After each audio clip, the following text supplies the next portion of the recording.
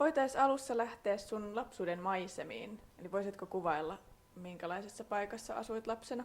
Mä asuin Turun keskustassa itse asiassa Paavo Nurmen talon vastapäätä kerrostalossa.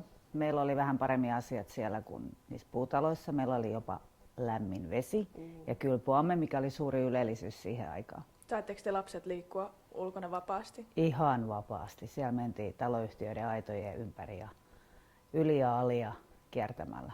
Minkälaisella porukalla menitte? Oliko sisaruksia vai naapurilapsia vai mitä? Naapurin lapsia. Meitä oli ihan hirveästi siihen maailman aikaan, niin lapset tutustuivat hirveän herkästi keskenään ja sitten leikittiin tosi paljon niin kuin yhdessä. Aina oli kaveri. Ihan aina oli kaveri. Ei ikinä ollut semmoista, että olisi ollut ketään kaveri. Minkälaisia leikkejä te leikitte siellä? No me leikittiin polttopalloa, mitä mä henkilökohtaisesti vihasin. En ollut kaikkein notkein väistelijä. Sitten kirkkistä, yhden mun likkakaverin alustassa. Meillä oli koulu. Meillä oli ihan koulun pulpetit, siellä me leikittiin koulua siellä. Sitten rosvoja poliisia. Tämmöisiä hyvin perinteisiä. Sitten oli tietty jotain, kun tuli lunta, niin oli vuoren vallottaja ja kaikkea tämmöistä. Entä jos leikitte pienemmällä porukalla, niin minkälaisia silloin leikittiin? Jotain prinsessaleikkejä meillä oli. Ja no sitten oli sitä koululeikkiä. Pojat ei ollut aina niin kauhean innostuneita siitä.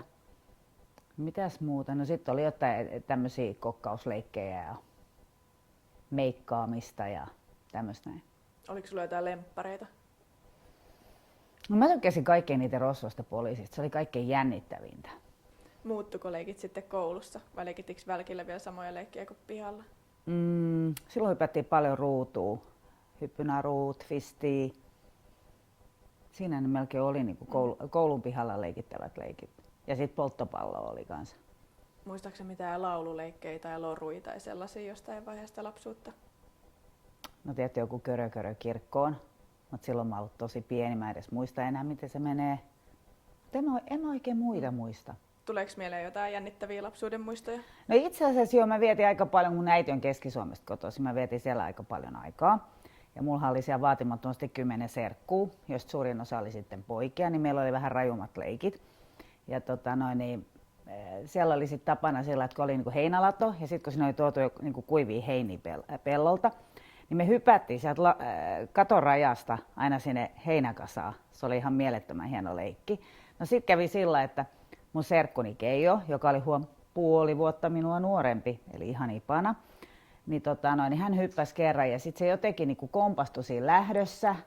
Ja sitten sillä osui semmoinen kunnollinen ruosteinen rautanaula. Se vetäisi suoraan tuosta nilkan luun ympäri semmoisen ison viillon.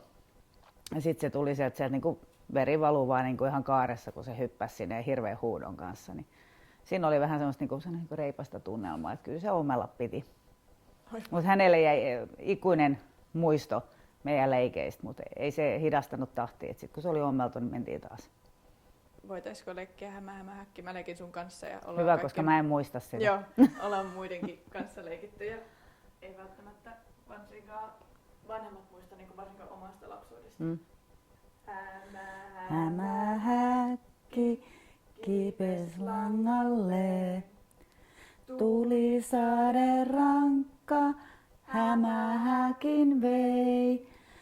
Aurinko armas kuivassa tehen, hämähäkki kipes uudelleen. Kato, kyllä ne sieltä tulee. Kyllä mä nyt on muistan. Joo.